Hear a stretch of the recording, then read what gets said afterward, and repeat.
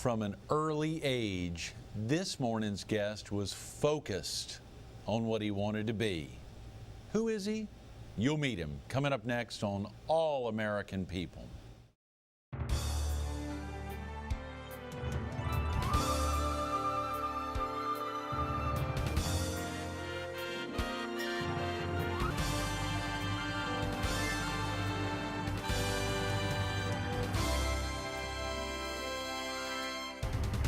Good morning. Welcome to All American People. This morning we're at Villa Romana, the 5-time winner of the Italian Restaurant of the Year.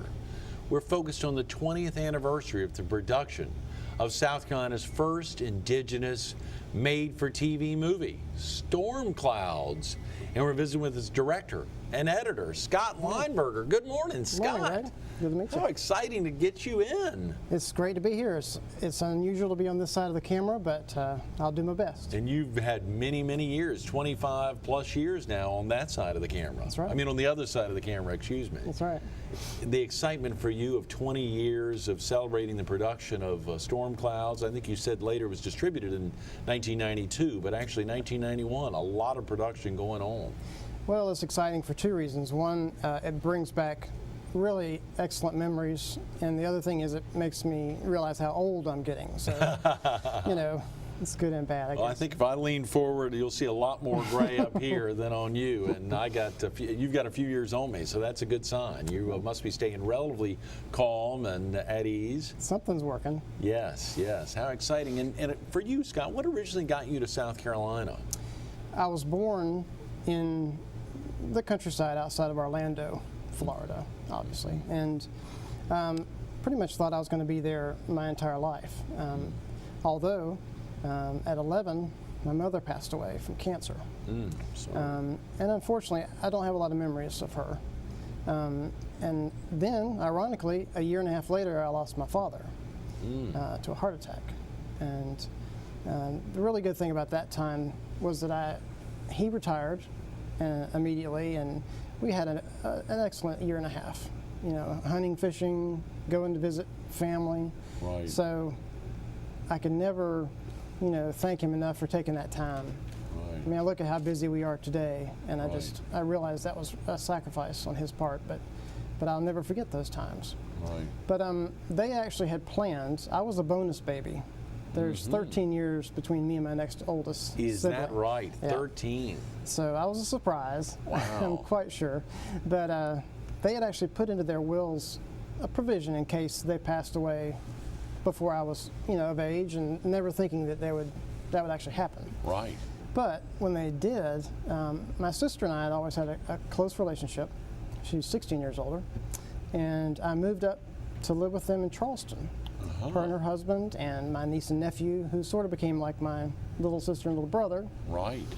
By grafting that family together.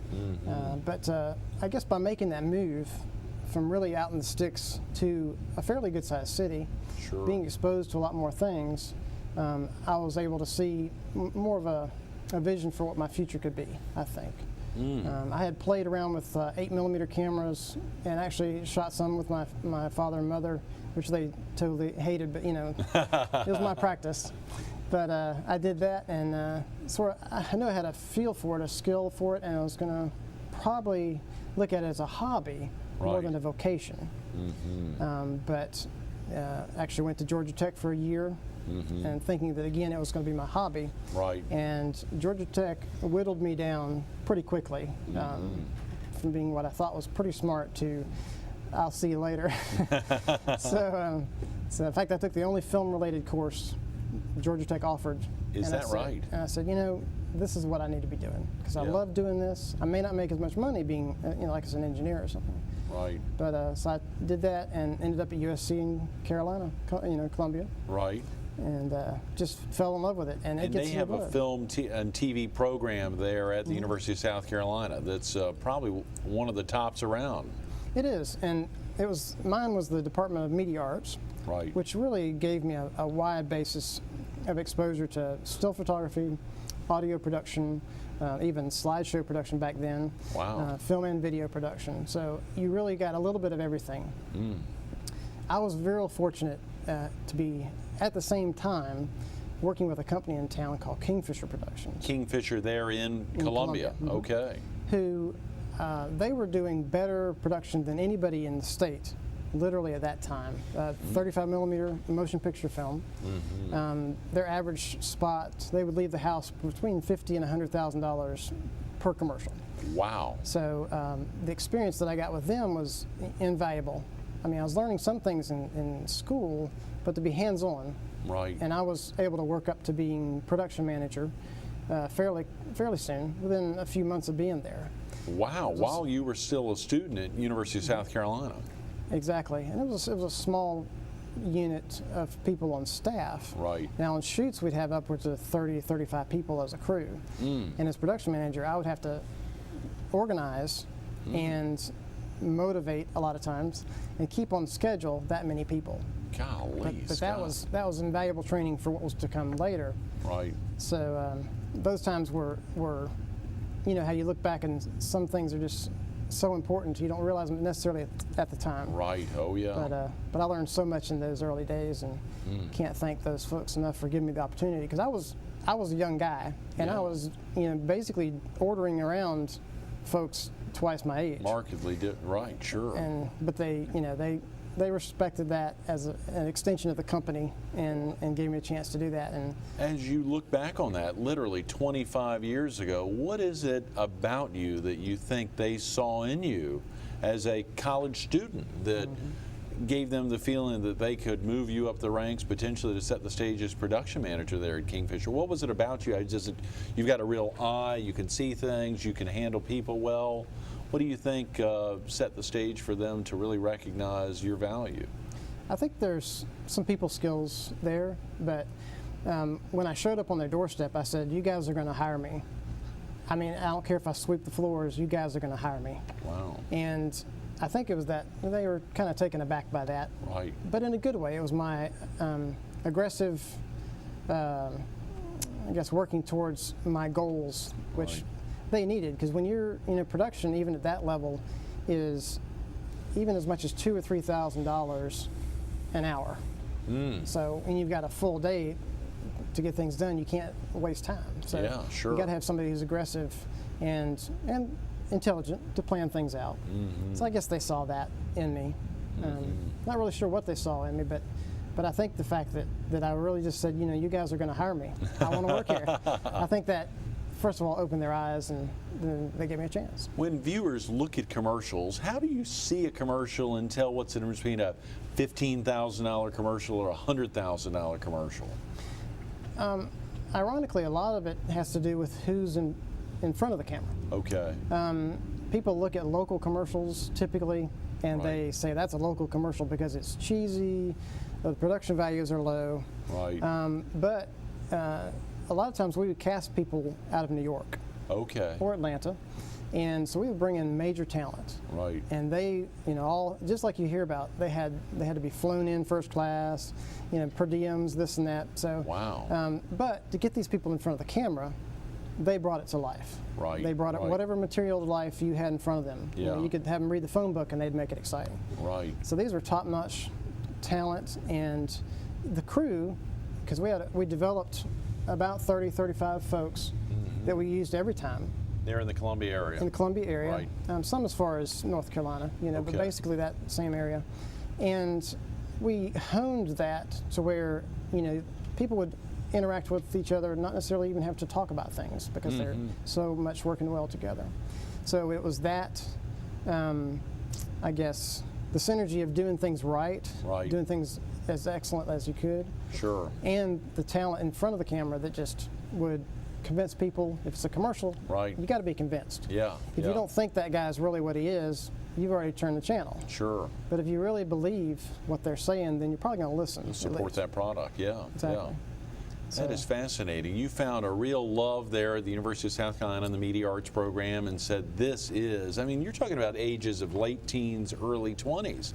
You're deciding what you're going to do the rest of your life, essentially.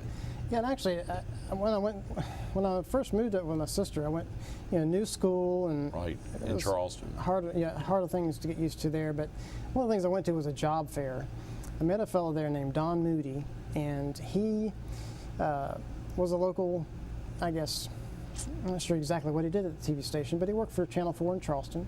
Right. And he said, CIV. yeah, CIV. He said, you ought to come down and do an internship. Probably thinking I would never. I called him like the next week. Right. I was 16, and they really couldn't even have me in the program, but I came and I did an internship anyway over the summer. So really at age 16, it already got into my blood. Right. I mean, I was right. like, I was just, I was done. I had to do this. That is amazing. So yeah, it gets in your blood, and that continues at the university when you'd have 16-hour days. Right. You go to classes and do production after that. And if you can't hang with that, if you want your 8-hour day, this is not the field to be in. Right, right. And the same thing with kingfisher shoots. Those shoots typically 14 to 16-hour days. That's the norm.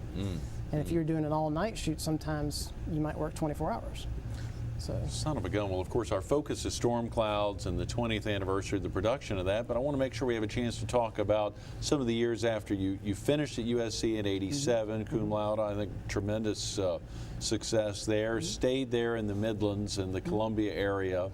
And even prior to storm clouds, you spent quite a bit of work not only with kingfisher, but otherwise really growing and working on some pretty amazing shoots. There must have been some that really stand out in your mind.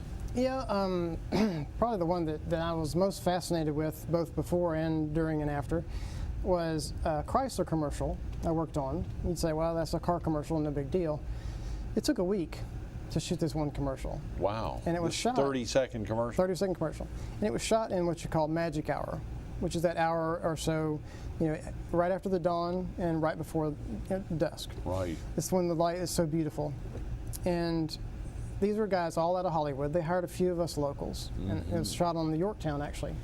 Really? And the premise was that a Chrysler was going to race a BMW on top of the Air Force carrier. Right, right. And like the Chrysler was actually going to beat the BMW, and it was going to stop before the BMW.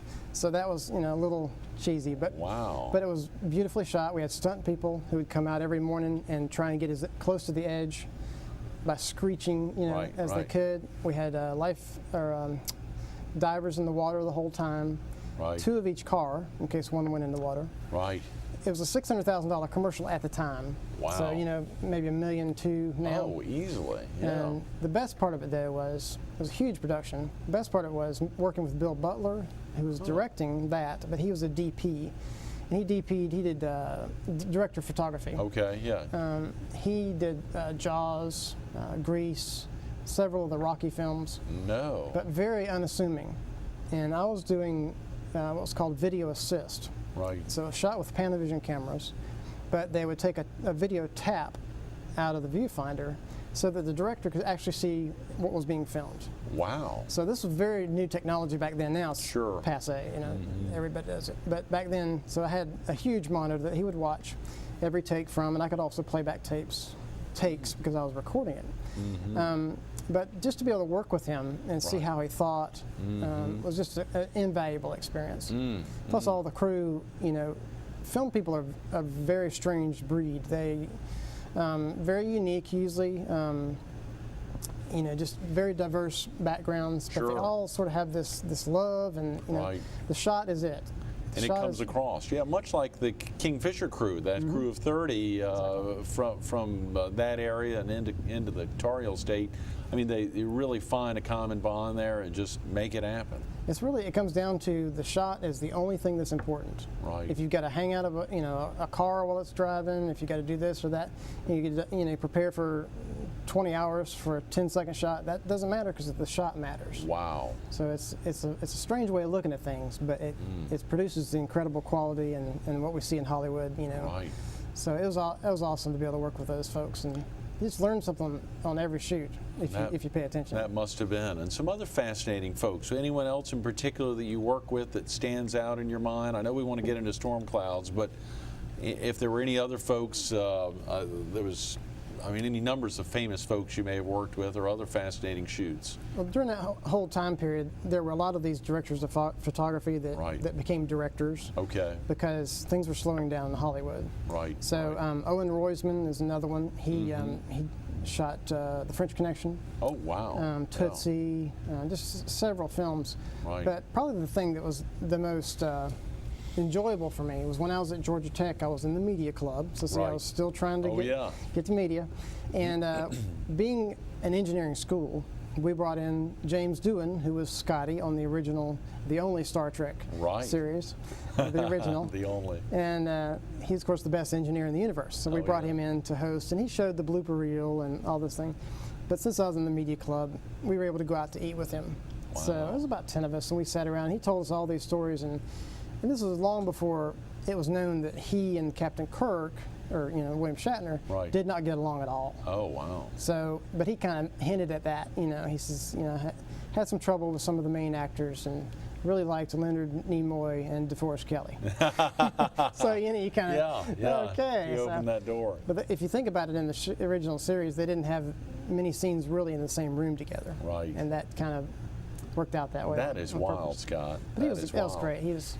Are there things like that that happen on a regular basis on shoots? Are there people? Let's go ahead and segue into storm clouds. What were some of the things that really crop up? And actually, first, what is the significance of it being the first made-for-TV indigenous? When I say indigenous, explain to viewers the significance of the film. Yeah, I mean, there's been a lot of production in South Carolina for quite some time, Right. and even a lot of feature films. But by indigenous, I'm saying that the funding, the Right. producer, the writer, 90% of the crew, and most of the talent as well were all from South Carolina. Wow. So it came together, it was produced, and actually distributed, all based on our impetus from South Carolina. That's incredible. So it was, and I think because it was the first production like that, we got incredible support Right. throughout the community, government, industry. There's some scenes in an oil refinery, Really? which there was a company up there, and it had some of the same sort of pipes and tubing, and Right. they gave us access at night, because it had to be a nighttime shot, into some of their most technical areas. Wow. I mean, I'm talking, we had a crew of 15 people every day, and then you add the talent on top of that. So let's say you're taking 30 people into a highly industrialized area. Right. They gave us that for free. Wow. American Airlines, we needed a shot on the tarmac. They gave us a plane for an hour. That was $100,000 right there that we didn't have to pay. Easily. This is all pre-9/11, of course. Right. But we were able to shoot in the airport at Columbia, on the tarmac, from the plane. The South Carolina Arts Commission, their focus is just to support the arts in South Carolina and the artists. Right. They gave us tremendous support. And of course the Film Office, who is the South Carolina Film Office, their main focus is to bring productions into the state. Right. You were already here. But they were already, and so they helped us immensely. We even filmed in one of their offices. So, just everywhere we went, the fact that we mentioned that we were from South Carolina, that we're trying to make this happen, they opened, the doors opened tremendously. And the crew, we got away from spending so much money on the crew, because it's independent, very low budget. Right. Well under $500,000 for the whole thing. And the crew, most of them were getting an upgrade. They weren't Right. being paid much at all, sort of a token or a tribute. But they were receiving an upgrade. For instance, Phil Dan, who was the director of photography, Right. he had been a first cameraman before that. So everybody got a bump. Right. We had department heads, hair and makeup, costuming, sound, grip and lighting, and cinematography, and then several folks, 2 or 3 people in each department. So it was a Right. very lean crew, but it was a challenge. When I was younger, there was 2 things. I knew I wanted to direct a film before I was 25, and I was 26 when I did this, so I was close. Golly, Scott. But anyone who knows me in those early days would know that I would say things like, I'd come out of a movie and I'd say, man, if you would just give me the film and the money to make that, I would make such a better film. I don't say that anymore, because I learned that that's like one of the hardest things in the world to do. Wow. You'd arrive on set, and every morning there'd be literally 15 people with questions relevant to different parts of the script. Is this the right wardrobe for this? Has the haircut changed? What side of the room are you going in and out of? Right. All these things that just hit you. And you have to think through each one and Exactly. how they impact something else, a real domino effect constantly. There's probably a lot of challenges. Scott, we've only got about 5 minutes. We're running out of time. I've got a lot of questions to ask, but what are some of the challenges of doing an independent film like Storm Clouds? The main thing is money. Money. You know, usually you don't have a lot of it, so you find ways to get around it, which the community support helped us tremendously. Right. Credibility, and having the film office behind us and the Arts Commission really gave us some of that credibility. Sure. Distribution, we distributed ourselves, which, you know, we're not distributors by any sense of the means, but we did that, and we released it in 50 markets, which represented about 30% of the Nielsen universe. Great. So wow. that was, we just went shy of getting, I think 40% was the point at which, you know, real distributors and advertisers would have, you know, that would have piqued their interest, like a Toyota or a Ford or something to actually sponsor the event. So as a result, we didn't make enough money back to do the next film. We actually shot another film, a horror film. Really? Which was a lot more fun. Oh, yeah. Horror films are a lot of fun. Bloody and all that. Many of the same crew? Many of the same crew. Right. And some of the same actors. But just unfortunately funds ran out. You know, we just could not finish that. So, right. Were there some other unexpected, I guess with money being the principal challenge, were there some unexpected problems that cropped up? The main thing was, since people weren't being paid a lot, you had to feed them well. So at least every day we knew we had a big meal, a huge meal, because, you know, film people eat a lot, and they work it all off. Oh yeah. But the other thing is working together. I mean, you got to be able to work close together with people you may not know that well for 16-hour days. And actually, that spawned a lot of relationships. And what I mean, there were people that on camera needed to kiss and didn't want to kiss, and there were people that weren't on camera that wanted to kiss and did kiss. Oh wow! And people, you know, it was funny. There was a lot of relationships came out of that. Romances. Yeah, out of that film. So son of a gun. Not sure how long they last, you know, but. Do you keep up at all with some of the either the crew 20 years to this day, or even some of the actors or actresses? I do. I hadn't kept up with them probably as much as I would like to have, but I've been following them on IMDb, the Internet Movie Database. Sure. And lots of these guys and women have been in 10 or 15 projects. Like, we were the first. It's really neat to scroll down their Storm Clouds and then to see all these Hollywood films that they've been working on. That is amazing. So that was neat to be at the beginning for a lot of their careers. Absolutely, both the editor and director. Yeah. That is incredible. Well, you know, when you think about the editing schedule and, of course, just the distribution schedule, the production schedule, we're running out of time, but just the significance of that for viewers. Scheduling is probably one of the most important things in film. Now, with this film, we spent about 2 months in post-production, which is called offlining. And we did sort of a rough cut of the film, then that was refined, and then we went online, and then it was formatted for satellite distribution. All of these things really, I guess, allowed me to, you know, carrying these things forward with me. I'm able to think things through in a much more logical way than someone who hasn't had those experiences. I think it's like anybody, you know, experience builds you. But I've been able to carry a lot of those things forward, and I'm excited to actually be involved in starting a company here just recently. Yes. That I'm able to, I guess, get a lot of those skills out to people in forms of commercial production. Great. And so I bring a lot to the table with that. If a viewer wanted to learn more about some of those opportunities, what's the best way for them to get information about your newest company? They could go to mistcatcher.com. Okay.